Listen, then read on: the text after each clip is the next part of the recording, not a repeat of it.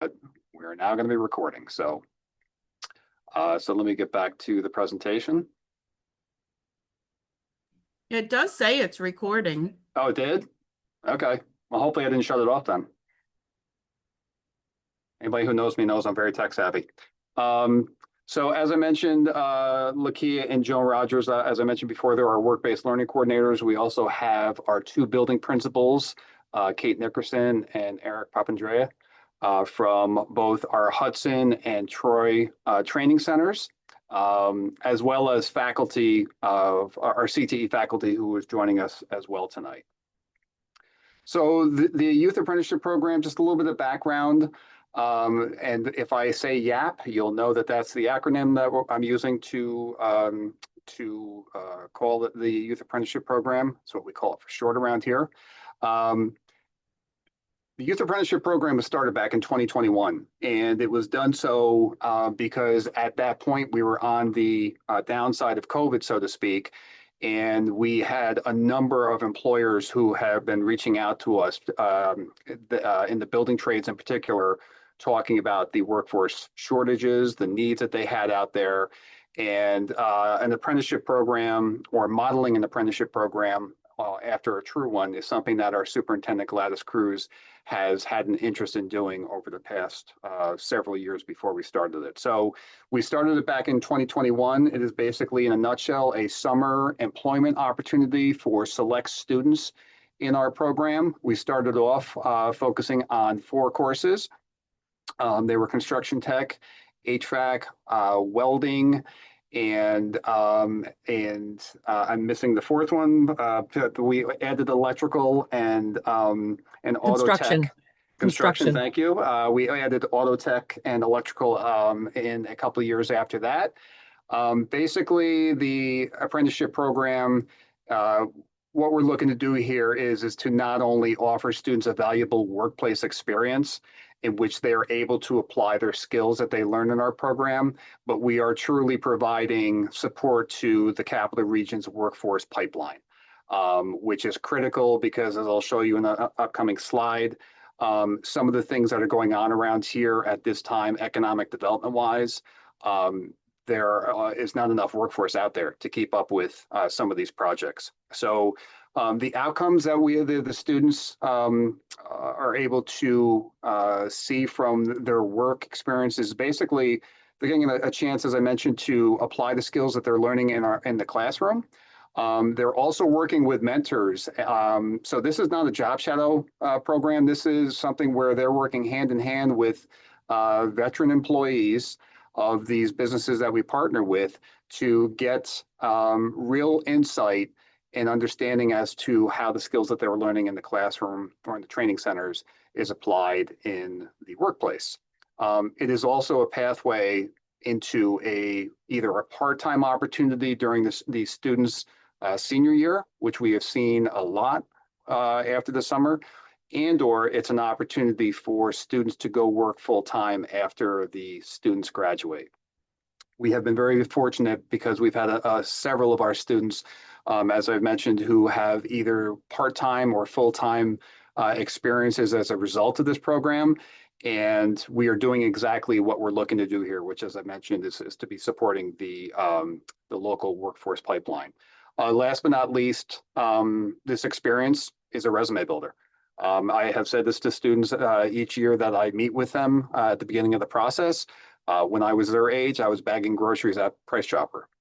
Some of the kids and some of the jobs that they're doing at this age is a credit to them and their parents, as well as to the employers who partner with us. And it's really great to have these kind of experiences on their resume. Last but not least, the employers.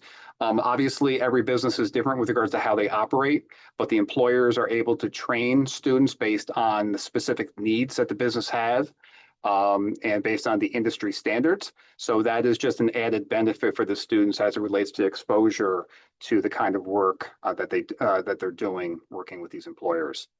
So this is why this slide is important to highlight why YAP is an important program. When you look at some of these things that are going on in the region, as a lifer here from the Capital Region, when I was 16, 17, 18 years old, we did not have projects like this that were taking place in this area.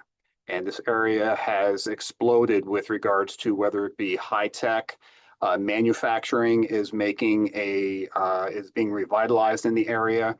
And as I mentioned, when you look at some of these projects, you're talking about projects that are in the billions of dollars, and they are struggling right now with regards to the workforce and trying to either keep up or maintain their operations.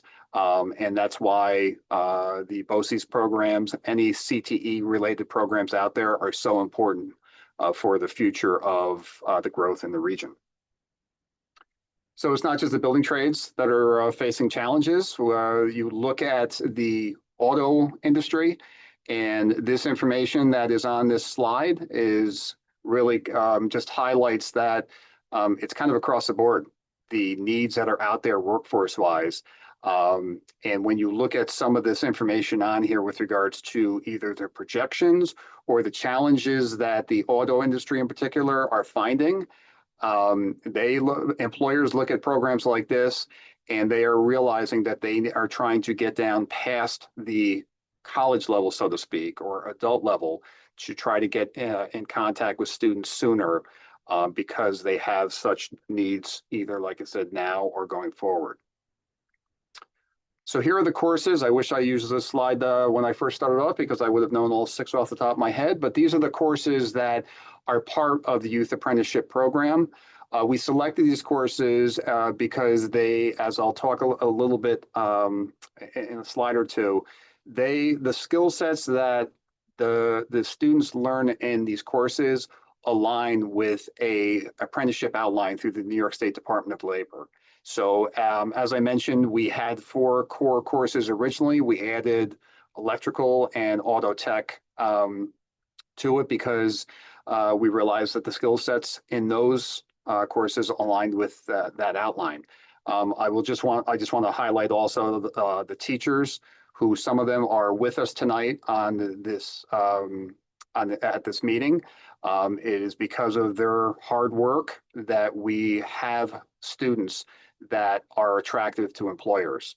They're dedicated and they're partners of ours because they play a very important role with regards to recommending students for this program, hence the reason why you are joining us tonight. So I'm going to ask my colleague Joan Rogers if she would be kind enough to hop on here and talk a little bit about how the Youth Apprenticeship Program is administered. Thanks, Jim. Good evening, everyone. My name is Joan Rogers. I'm the Work-Based Learning Coordinator at the Robert H. Gibson Technical School in Troy. So I just want to say up front, congratulations to all of the students who have been recommended by their teachers. And the way we're going to be talking about the Youth Apprenticeship Program from here on in is, are you at the next level? Okay. So you're not actually a youth apprentice until a business chooses you to work for the summer in your, the summer between your junior and senior year. So the first thing that happens is you get recommended, and if you're on this Zoom call, that's what happens. So congratulations to you. You've made the first cut. So in the junior year, as the students have already shared, the CTE math that's happening in their classes now is specific to their program. The math teacher is working on lessons that are, tailored to what it is that they're going to be doing in their field. So that's that's what's going on in the junior year. The OSHA training. I'm pretty sure that has happened in most of the classes that we talk about, with the exception of automotive tech. Again, CTE science is also tailored to what it is that they're learning in their career and tech program. What will happen for those students who, jump through the hoops and make it to the next level, they will be doing job shadows. We do schedule the job shadows for February through April. It does sometimes go into May, and we try to keep it somewhat condensed in the spring. And signing of the app agreement does happen in May, and then what we do is a matching event. Jim and Lakia and I work hard to make sure that spots are secured for those students who have made it into the program. A couple of things I didn't mention are we're going to be talking a little bit more about that, is the application to the youth apprenticeship program. And so we'll talk a little bit about that. Then what happens is the paid summer internship. Right now, currently, the minimum wage for New York State is set at $15.50 an hour. It will be rising to $16 in 2026. And what Jim works really hard, and we can't set the what the employers will pay the students, but we recommend, and we say it to their faces, that we want them to pay the students more than minimum wage, possibly $1 or $2 above minimum wage, because let's face it, these students are learning specific trades, and they are committed to these programs, and we want to see them rewarded financially for that. So, on the slide here, it's $18. So that's $2 above 16, which is the minimum wage, that will start in January. In their senior year, they will have opportunities to do internships in most of the classes that we work with. The CTE ELA, they'll be getting their English language arts credit in their senior year, and any other embedded program certifications that are specific to their career and tech program. Okay. I'm doing this one too, right, Jim? Yes. Okay. So, how is it that you guys got to be to this point? How did you get recommended by your teacher? Well, some of the basic requirements for getting recommended are no more than 8 unexcused absences for the year. Okay, some have some absences, but just a word to the wise: if you are absent, please make sure you bring in a note that turns an unexcused absence into an excused absence. So we really want to see your attendance be very strong at Questar, and hopefully in your home district as well. And what we say to students is, that translates to employers and teachers as well. As if you're showing up every day, that is, that translates into you being reliable. Okay. A minimum cumulative average, grade point average of 80 or above in CTE. And some students ask, is it also at our home district? We say we want you to keep your grades up across the board, but we are only looking at the Questar grades. Another thing to keep in mind is when you go out on the job shadows, you will need to get paperwork signed by your home district. And if there are a lot of absences at your home district, and you're not doing well in some classes, they may not excuse you for a full day. So we want you to clear the path for that, because we want to make sure you have these experiences that are really, really important. And those are the experiences that are going to put you in front of the employers who may end up choosing you for employment over the summer. Summer commitment, minimum of 200 hours of work. I will say that most students do a bit more. Many students just do 200. Some students do slightly over 200, and other students do a lot more than 200. So some are invited to, stay on past the 200 hours, and we certainly encourage that. But it is a commitment. I really want to focus on the word commitment. If you are signing up to do this, we really want you to be committed to doing at least the 200 hours. And it's a great time to talk about the competitive nature of this program. We are doing this for you. We want to put you in front of these employers. It is a competitive process. There are more students than there are spots. We've been at this for several years, so we're doing pretty good. We're making headway with business partners, but there are times when the business might say, hey, it worked last year, but we're not in a position this year to take on another employee or a student. So just want to make sure you understand that it is competitive, and we can't make any guarantees, even if you're in the program. Like I said, until you are hired by a business, you are not quite a youth apprentice. And I'll just piggyback on what Joan's saying. One of the things that we have done, if a student is aware of a business out there that he or she has an interest in working for, we're more than happy to pursue those opportunities. We work with the workforce development organizations in the three counties and around the capital region, the chambers in each of the counties. And we have many relationships with many businesses and organizations, but sometimes it is challenging with regards to getting a business to commit to something like this because it is a commitment to have a new employee for a minimum of 200 hours. But we're always happy to pursue new opportunities, and we have done that with regards to students recommending businesses to us. So going to this next slide, here is the outline of what we follow as it relates to an apprenticeship program. Now, this is not a true apprenticeship program. The credits that students earn, so to speak, whether it be in the classroom or on the job as it relates to hours, do not transfer over to an actual apprenticeship program. We do follow, we do model it after a true apprenticeship program, though, in which the students are basically, in an apprenticeship program, there's both the classroom instruction and then the work hours. Our students are obviously getting that in the BOCES program. They're getting the work hours during the summer, and they have a blue book that we look for them to fill out and to track the hours as it relates to the IMT outline so that they are keeping track of the hours that they're putting in for each of the skills that they are working on. And the blue books are provided by Joan and Lakia before the end of the school year. And we look for students to return those before, or I should say at the beginning of the student's senior year. As you can see, some of these businesses, these are just kind of scratching the surface of some of our business partners over the last few years. Some of them are very recognizable names. When you look at some of these names, you don't really think of the building trades. So when you're thinking of Proctor's Theater down there at the bottom, when you're thinking of Taconic Bioscience, you're not really thinking of a connection to our program.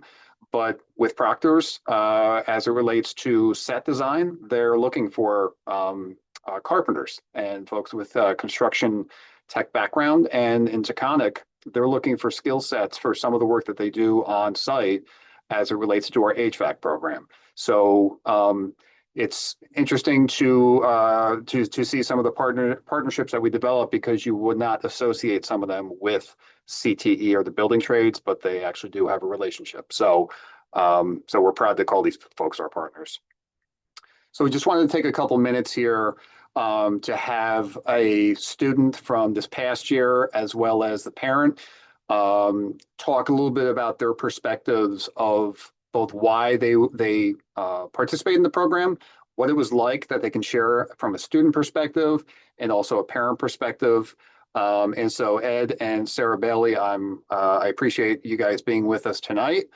Ed, if you wouldn't mind, if you are on mute right now, as I can see, now you're off. Thank you. Hey, how's it going, Mr. Kirsch? Thanks for joining us. Can you talk a little bit about why you had the interest in joining the program? My biggest interest was I saw my older brother. He went through the program 2 years before me, and I saw that he got to work all summer long, and it just the him having the freedom of being able to work like that and then also making the money from the work was just, I don't know. I had the drive for it. Yeah, that's good. So can you talk a little bit about, obviously you worked for Bradway Plumbing and Heating. Can you talk a little bit about the work that you did when you were working there? I still currently work there. I work every day after school. But over the summer they had us doing installs. So it was me and another student from the HVAC class. We both went there and we didn't always get out put on the same job site, but every day it'd be different.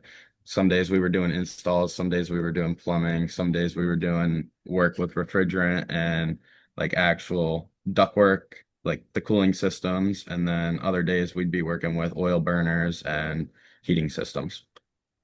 So you were knee deep, so to speak, in the work. Yes. Literally. Yeah.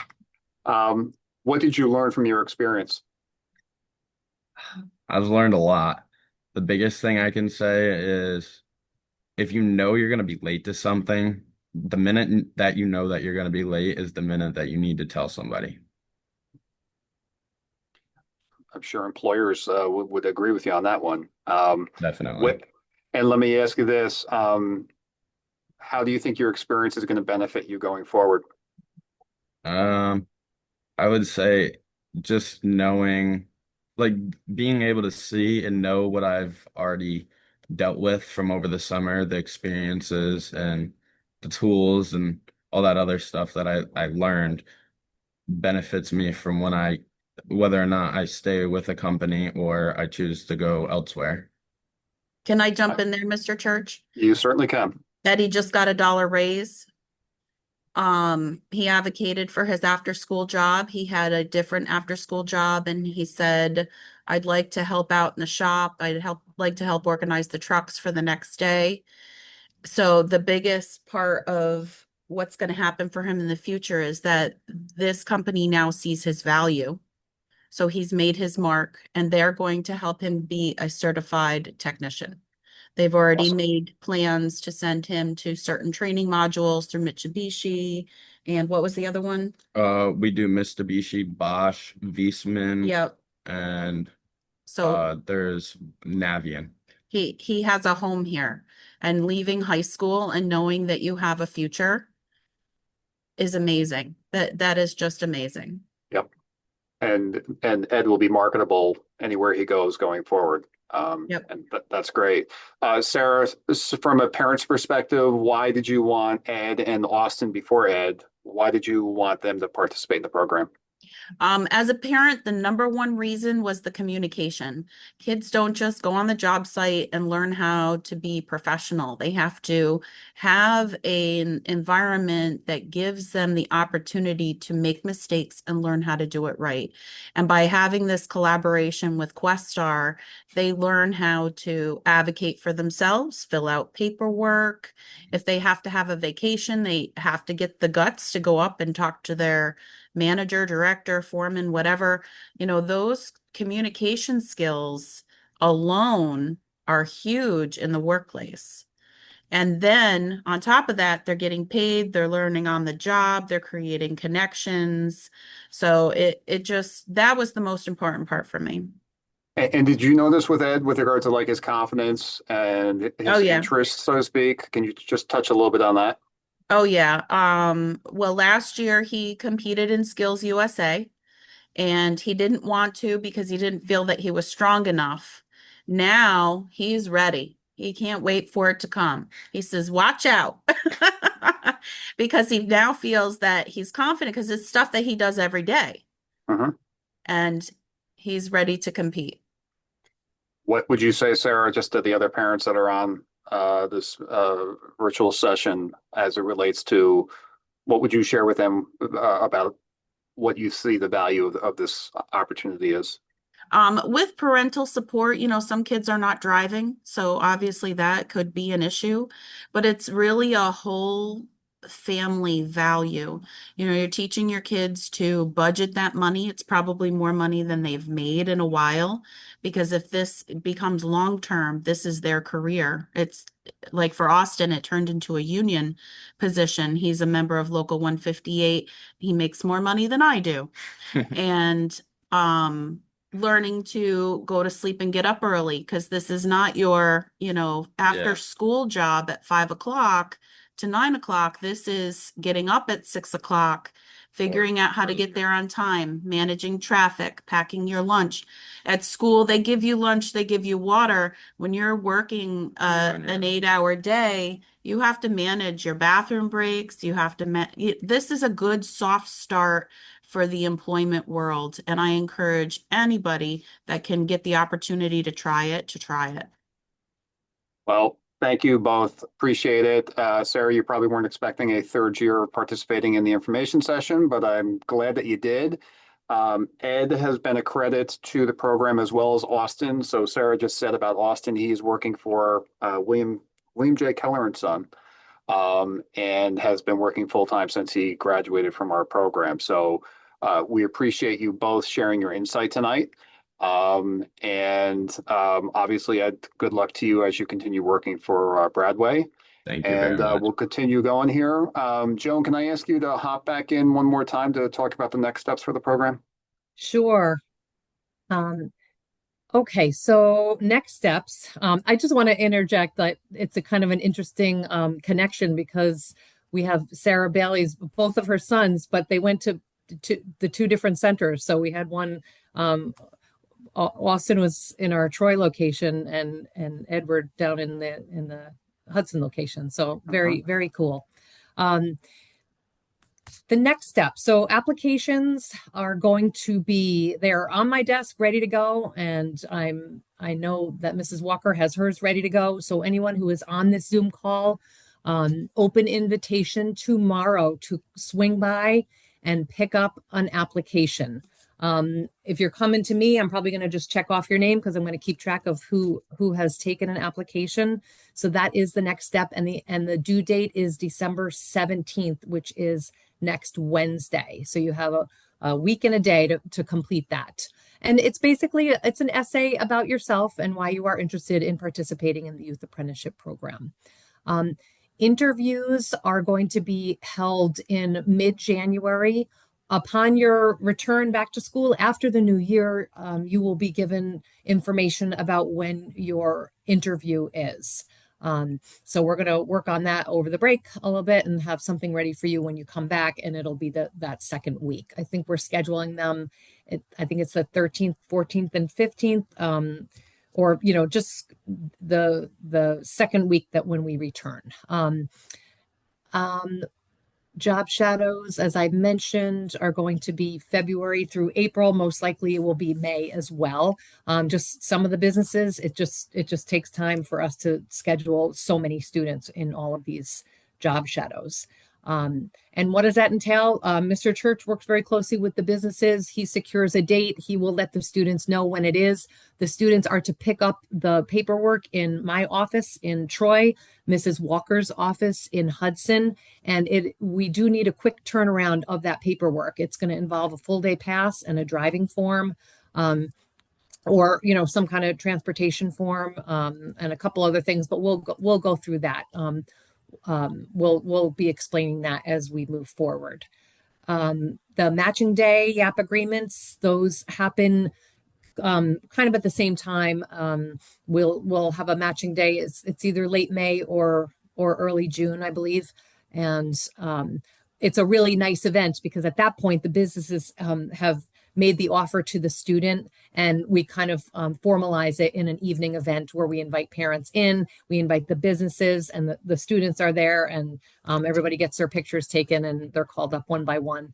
And it's a great event. Paperwork for summer apprenticeships. So I just mentioned that you have to sign it promptly, return it quickly. Without the paperwork, the job shadows can't proceed. So probably a good time to mention that if you are interested in pursuing this, but even if you're interested in getting a job that doesn't have to do with the Youth Apprenticeship Program, probably a good idea to apply for your working papers if you haven't already done so. They are required for most jobs and are certainly required for the jobs through the Youth Apprenticeship Program. Get them early.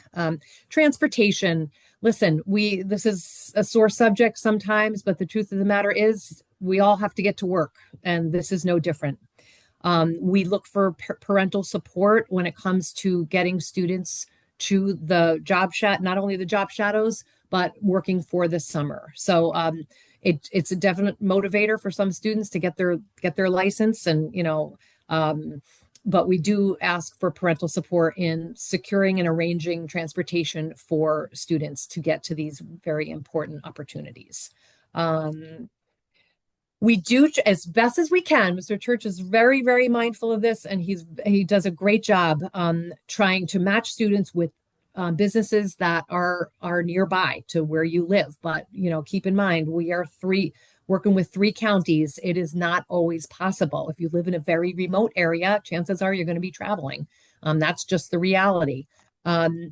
So these challenges exist, but it's time to start thinking about it and trying to solve that question, figuring out plan A and plan B, who can drive the student if they don't have a license and a vehicle. I think, just one more thing, it is a competitive process, but it's also a really great opportunity.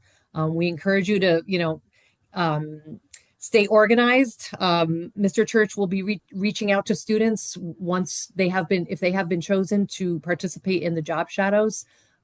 There's a lot of communication that happens via text. So you really do have to respond, because Mr. Church is trying to secure job shadows that are specific for your student on a specific day, and he needs to know right away if that is going to work for the student. So we look for timely responses to texts and emails, and we're really looking forward to working with the students who are participating. I think that is all that I have. I don't know if Oh, that's good. did I miss anything? Nope, you did good. I'll just add that one of the things we do also as we get towards close to the summer before the end of the school year, we have a planning process with between the student and the business to make sure that there is no confusion when the work experience is scheduled to begin, that everything is communicated with regards to whether it be schedules, whether it be with regards to time off requests, because we know that students have family vacations and things like that. So we make sure that before the students are out of our building for the last time before the summer begins, that they know who they're going to be in communication with, they know where they're going to be going for their work, and details like that. I will say last year we had 36 placements between the two training centers, that we had businesses that were hiring our students. So we're hoping to build upon that. And I will just share this last slide with you before we get to any questions, just so you have our contact information. Obviously, you received an email from me. My contact information is on that email as well.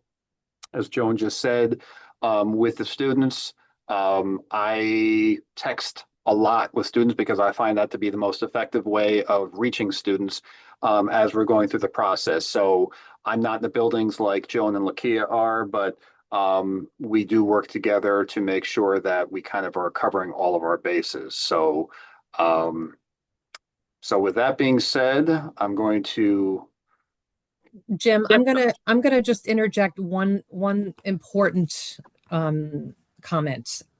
If it turns out that the student has been just selected to go on the job shadows, and we've been trying to secure a job site for the student, if it turns out that your student gets another opportunity and decides to go work for someone else, it is really, really important. And young Mr. Bailey alluded to this just a little while ago. The second the moment please communicate this to Mr. Church and myself and Mrs. Walker, because we will put our energy somewhere else, for the other students that we are, for whom we are looking for placements.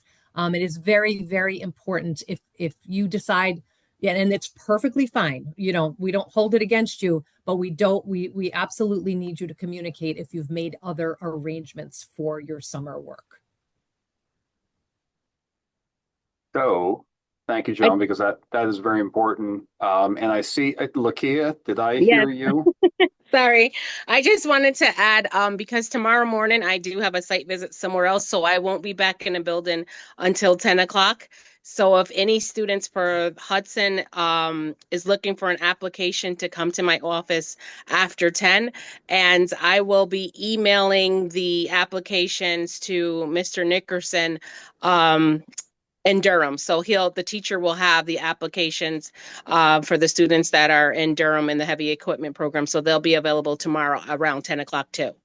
And then I'll be there for the rest of the week. So if you don't get it tomorrow, then you can just come and see me for the rest of the week, and we'll still have the applications in my office. Thank you, Kia. So I don't see, I know that one of the questions was with regards to the applications, and we had talked about that. Does anybody else have any questions, comments? Please, at this time, feel free to turn your mute button off and feel free to ask a question.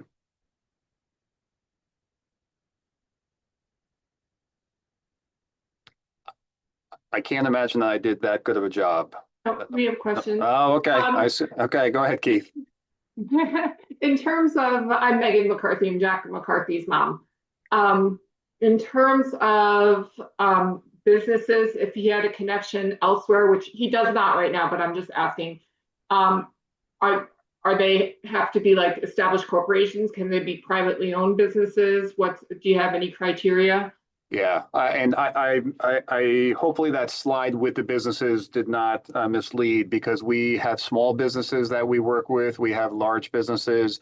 We do require a site visit that Joan and Kia do, workers' comp coverage and that kind of thing. It's one of these things that if we were to do a site visit and the business did not look like it had a safe working area, or safe, just in general working habits, we're not going to be working with that business. So, but yes, small business, large business, it doesn't matter. Joan, is there anything I should?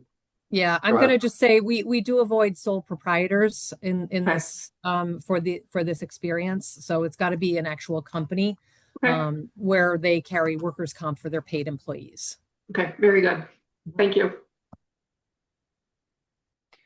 Anyone else?